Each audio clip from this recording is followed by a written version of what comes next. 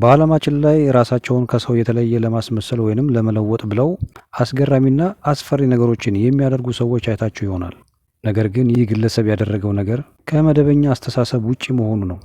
ሰውየው ሰይጣን ወይም ሂውማን ዴቪልስ በሚል ቅጽል ስም የሚታወቀው ብራዚላዊው የንቅሳት ባለሙያ ማይክል ፋሮ ዶ ፕራዶ የተሰኘው ግለሰብ ነው። በዛሬው ቅኝታችን ራሱን ወደ አውሬነት ስለቀየረው ብራዚላዊ የንቅሳት ባለሙያ ማይክል ዶ ፕራዶ ስለተባለው ግለሰብ በጥቂቱ ራሱን ወደ አውሬነት ስለቀየረበት ምክንያት እናያለን። አብራችሁን እስከ መጨረሻ ቆዩ።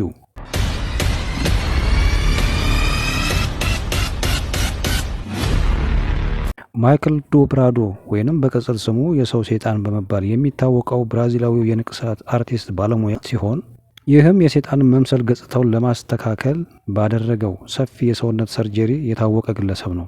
ላለፉት በርካታ ዓመታት ውስጥ እሱን የሚከተሉትን ጨምሮ በርካታ የሰውነት ለውጦችን ሂደቶችን አከናውኗል። ፕራዶ ሰይጣናዊ ገጽታውን ለማጎልበት እንደ ጆሮ፣ አፍንጫና ጣቶቹን የሰውነት ክፍሎቹን ጨምሮ ቆራርጦ በሙሉ አስወግዷል።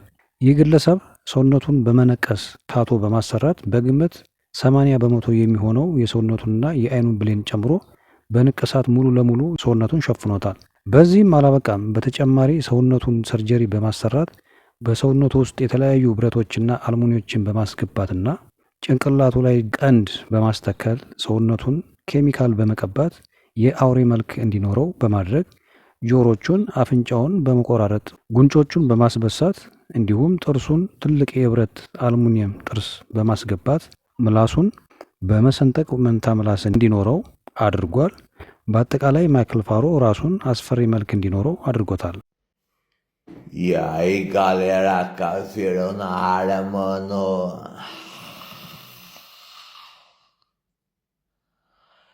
Tamo na fita, galera.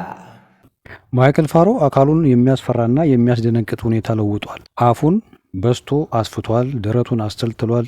ሴት ሚስቱም የእሱን ፈለግ የምትከተል ስለሆነች ልክ እንደ ባሏ ሁሉ ሰውነቷንም በሰርጀሪ ወደ አውሬነት የቀየረች ሴት ናት።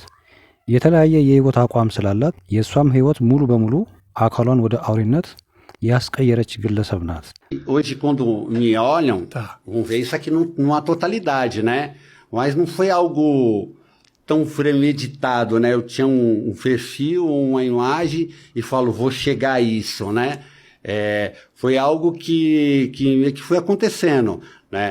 Tinha algumas fora a tatuagem, tinha algumas tatuagens no rosto, então era um cara. እዚህ ጋር ትልቁ የሚያስገርመው ነገር ማይክል ፋሮ መልኩን ሙሉ በሙሉ ወደ ሰይጣንነት ቢቀይረውም ማይክል ፋሮ በፈጣሪ እንደሚያምንና መንፈሳዊ ሰው እንደሆነ ይናገራል። እኔ የምከተለው ሃይማኖት የለኝም፣ ነገር ግን በእግዚአብሔር አምናለሁ ሲል ይናገራል። Saludos amigos, mi nombre es Caín, el Diablo colombiano, mundialmente catalogado entre los máximos exponentes de la modificación corporal. Y quiero invitarlos a uno de los eventos más esperados de Latinoamérica, el Body Mod Connection.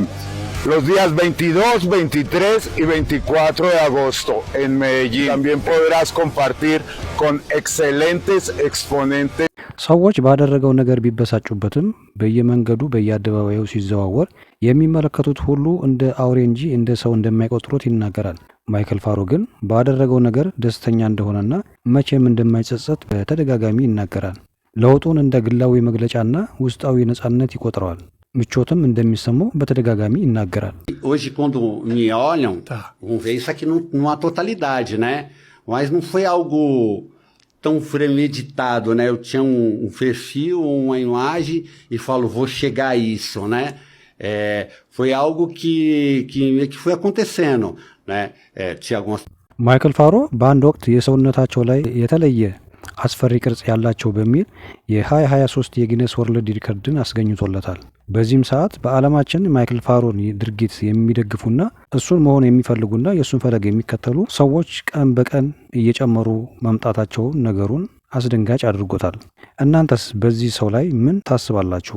ያደረገው ነገር የሰው ልጅ ነጻነት ያሳያል ወይስ የአእምሮ መታወክ ነው ብላችሁ ታስባላችሁ?